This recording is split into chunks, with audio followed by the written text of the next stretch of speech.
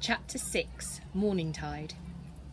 Morrigan held her breath as the cat's fist-sized amber eyes scanned her up and down. Finally, it turned and slunk back inside. Morrigan tried to retreat, but Jupiter nudged her through the doorway. She looked up at him, panicked. Was it a trick? Had he saved her from the hunt of smoke and shadow, only to feed her to his giant cat? "Very funny," Jupiter said to the animal's hulking backside as it led them down a long, narrow, dimly lit hallway.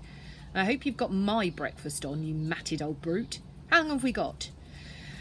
6.5 minutes, the cat called back to him. "You're cutting it stupidly fine, as usual.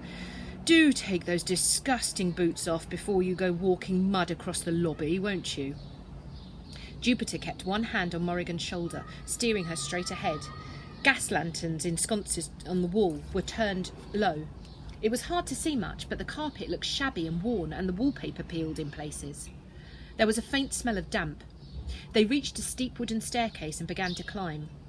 "This is the servants' entrance. Ghastly, I know. Needs some fixing up," said Jupiter, and Morrigan realised with a start that he was speaking to her. How did he know what she was thinking? "Any messages, Fen?" The cat turned to look at him as they reached a set of glossy black double doors at the top of the landing, and Morrigan could have sworn it rolled its eyes. "How should I know? I'm not your secretary. I said take off those boots." With the thrust of its great grey head, the cat pushed open the doors and they stepped into the most magnificent room Morrigan had ever seen. The lobby of the Hotel Deucalion was cavernous and bright, which came as a surprise after the dim, threadbare service entrance, although, as surprises go, it wasn't quite in the same league as being greeted at the door by a large talking cat. The floor was made of checkerboard black and white marble, and from the ceiling hung an enormous rose-coloured chandelier in the shape of a sailing ship, dripping with crystals and bursting with warm light. There were potted trees and elegant furniture all around. A grand staircase curved around the walls, up and up to 13 floors. Morrigan counted them in a dizzying spiral. "You can't tell me what to do. I pay your wages," Jupiter grumbled, but he took off his travelling boots. A young man collected them and handed Jupiter a pair of black polished shoes, which he reluctantly put on. Staff in pink and gold uniforms greeted Jupiter with a cheerful "Good morning tide, sir," or "Happy New Age, Captain North," as they passed. "Happy New Age to you, Martha," he called in reply. "Happy New Age, Charlie. Good morning tide, everyone. Up to the roof now, all of you, or you'll miss everything. You 3, no 4, come on, take the elevator. Yes, you too, Martha, there's plenty of room." As a small handful of staff obediently shadowed Jupiter across the vast lobby, Morrigan realised he didn't just live in the hotel, he owned it. All of this, the marble floors and the chandelier, the gleaming concierge desk, the grand piano in the corner, that resplendent staircase, it was his. These people were Jupiter's employees, even the enormous cat that scolded and scowled at him. Morrigan tried not to feel daunted. "See you up there," said the cat, leaping onto the curved staircase. "Don't dawdle." She bounded up the stairs 4 at a time. Jupiter turned to Morrigan. "I know what you're thinking," he said for the second time that day. "Why do I let a Magnificat tell me what to do?" "Well, it's simple. That's not a Magnificat," Morrigan interrupted. Jupiter breathed in sharply, arching his neck to watch the cat disappear up the stairs in a receding spiral. He listened to make sure it was well out of hearing distance before turning back to Morrigan and whispering, "What do you mean, that's not a Magnificat? Of course she's a Magnificat. I've seen pictures of Magnificats in the newspaper, and they're nothing like that. President Wintersea has 6 of them, pulling a carriage. They're black and shiny." Jupiter held a finger to his lips to shush her, glancing anxiously up the staircase again. "And they wear studded collars and big nose rings, and they definitely don't talk." "Do not let Fenestra hear you saying that," he hissed. "Fenestra?" "Yes," he said, indignant. "She has a name, you know. No offence, but your ideas about Magnificat are wildly askew. And you'd best keep them to yourself if you ever want to have clean sheets around here." Fen is head of housekeeping. Morrigan stared at him. She wondered at that moment if it was wise to have travelled through a clock to a strange city to live in a hotel with a madman. How can a cat be a housekeeper? "I know what you're thinking," he said again. They reached a circular elevator of golden glass. Jupiter pressed a button to call it. No opposable thumbs. How does she do the dusting? To be honest, I've asked myself the same question, but I'm not letting it keep me up at night, and you shouldn't either. Ah, here's Kedgeree. The elevator arrived and its doors opened just as an ancient but sprightly man with a snowy white hair dashed over to join them. He wore rosy tartan trousers, a grey suit jacket and a pink handkerchief tucked into his pocket, the letters HD monogrammed into it on gold. Morrigan, this is Mr. Kedgeree Burns, my concierge. When you get lost in the hotel, and you will get lost, call for Kedgeree. I suspect he knows the place better than I do. Any messages? I've been out of range. Jupiter ushered everyone inside the elevator before the doors whooshed shut. Kedgeree handed him a stack of notes. Aye, sir, 16 from the League, 4 from the Society, and 1 from the Lord Mayor's office. Marvellous. Everything running smoothly. Right as rain, sir, right as rain, the concierge continued in thick brogue. The gentleman from Paranormal Services came in on Thursday to see about our wee haunting on the 5th floor. I've sent the invoice to accounting. The Nevermoor Transport Authority sent a message yesterday. They're after your advice, something about echoes on the Gossamer line. Oh, and someone's left 4 alpacas in the conservatory. Shall I have the front desk make an announcement? Alpacas? Golly, did they seem happy enough? Chewing through the hothouse orchids as we speak.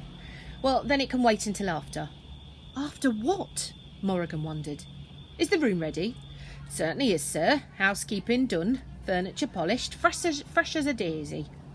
The elevator climbed, lighting up floor numbers as outside the glass walls the foyer fell away beneath them. Morrigan's stomach dropped. She pressed a hand to the glass to steady herself. Martha, the housemaid Jupiter had greeted, gave her a reassuring smile. She was young but capable looking, her mousy brown hair fastened into a neat bun, her uniform immaculately pressed. It's like that first few times, she whispered kindly. Her smile reached all the way to her big hazel eyes. You'll get used to it. Brolly's ready? Asked Jupiter, and there was a flurry of movement as the staff all held up umbrellas in response. Oh, I almost forgot. Happy birthday, Morrigan. He reached over and produced a long, thin, brown paper parcel from somewhere in the depths of the blue overcoat still draped over his shoulders. Morrigan carefully unwrapped the paper to find a black oilskin umbrella with a silver filigree handle. The tip was a little bird carved from opal. Morrigan ran her fingertips over the tiny iridescent wings, feeling utterly lost for words. She'd never had anything so lovely. Attached to the handle with string was a little note. You'll need this, J.N. Thank you, Morrigan stammered, a lump forming in her throat. Nobody's ever... But before she could finish, the elevator doors opened to a great roar of celebratory noise, and Morrigan felt as if she'd been thrust into the eye of a colourful hurricane. The wide, open-air rooftops swarmed with hundreds of party guests, shrieking and giggling, dancing wildly, their euphoric faces lit up by rows of burning torches and festoon lights. A huge dragon puppet danced among them, carried by a dozen people underneath. Costume acrobats danced and somersaulted on scarily high platforms. Above their heads spun glittering mosaic mirror balls, suspended seemingly by magic, spraying kaleidoscope light everywhere. Morrigan looked. An older boy laughed as he ran past her, chasing after the dancing dragon.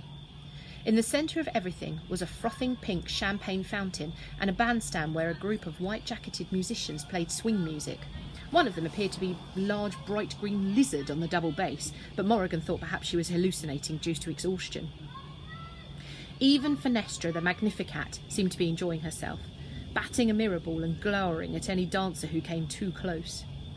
Morrigan hung back, her eyes wide, her eardrums assaulted by the walls of noise.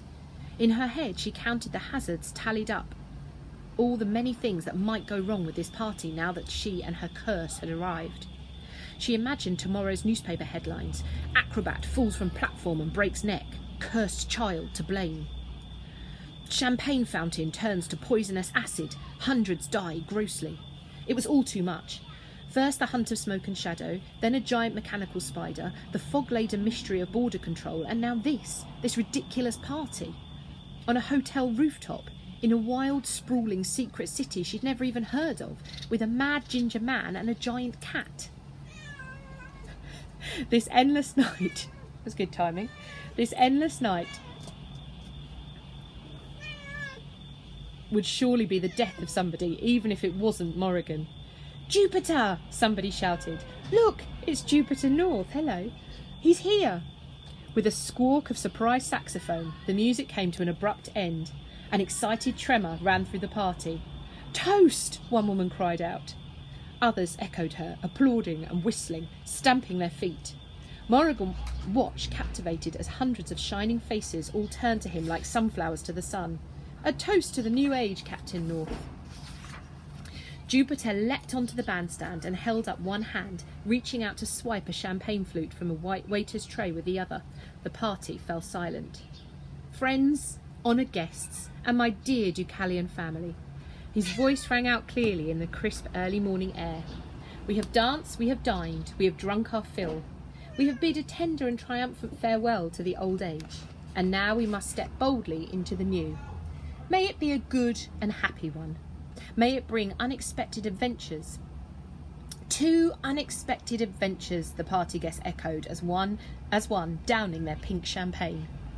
Jupiter grinned straight at Morrigan through the crowd, and she smiled back, holding her umbrella tight. Everything about this night was an unexpected adventure. Now, if you have the courage, I invite you to join me in the Deucalion's time-honoured morning-tide tradition. He pointed to the east. Far off on the horizon, a shimmering line of golden light was beginning to show. Put out the torches! Dawn has come, and we will see ourselves by its light. One by one, the torches were extinguished. The festoon lights flickered out. Jupiter beckoned Morrigan over, and she followed him to the edge of the rooftop. Nevermoor stretched out for miles in every direction. Morrigan imagined she was on a ship, sailing an ocean of buildings and streets and people and life. A thrill crept down her neck, leaving a trail of gooseflesh. I'm alive, she thought, and the idea was so absurd and so wonderful that a laugh spilled from her mouth, cutting through the quiet. Morrigan didn't care. She felt expansive, bursting with a new joy and termitory that could only come from having cheated death. It's a new age, she thought with disbelief, and I'm alive. She held up the hem of her long, flowing silk gown and opened an umbrella above her head. All around, others followed suit, until the rail was packed with people standing shoulder to shoulder, holding their umbrellas high and staring into the sun.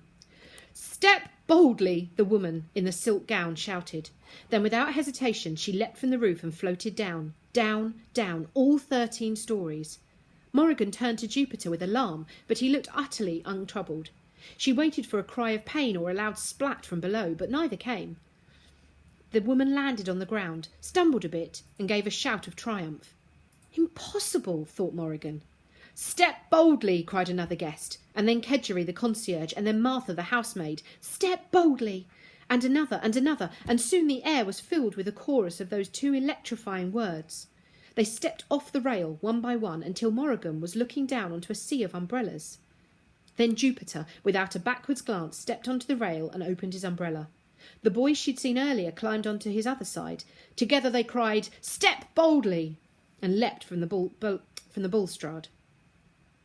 Morrigan watched them drift gently downward. It felt like an age passed before they reached the ground, but finally Jupiter and the boy landed safely on their feet, laughing and hugging, thumping each other on the back. Then Jupiter turned to look back at her.